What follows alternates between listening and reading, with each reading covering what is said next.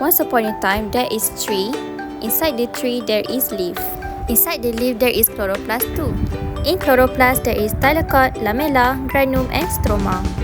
Now let's take a look at thylakoid a bit closer. Then, in membrane of thylakoid, there is photosystem 1 and photosystem 2.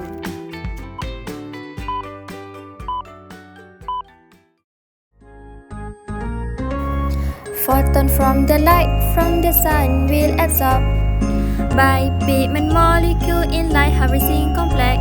Light harvesting complex P680. Energy transferred from one piece molecule to another molecule until it reaches the P680 pair of chlorophyll A. Photoactivation will occur when electron excites to higher energy state. Photoexcited electron transferred to primary acceptor, thus creating electron deficiency. There will be an empty space, thus it's time for it to do its work. First, I will add a strong oxidizing agent that will cause photolysis of water. Electron from photolysis of water will replace the empty space. Electron from P680 will undergo a series of electron transport chain. The journey began from plastoquinone and then to cytochrome complex, then finally to plastocyanine. Along its journey, energy will be released. Thus, it will use to synthesize ATP by the process called chemiosmosis. In P70, the process will begin.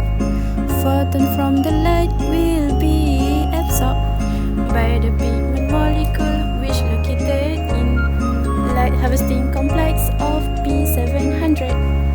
Photoactivation will occur when electron excites to higher energy state. Photoexcited electron is transferred to the primary acceptor, thus creating electron deficiency. There will be an empty space in P700. It's time for electron from P6 to do its work. After that, the photoexcited electron from P700 will undergo a second series of electron transport chain. The journey began from ferredoxin. Ferredoxin loves to move. It can move anywhere in the P700.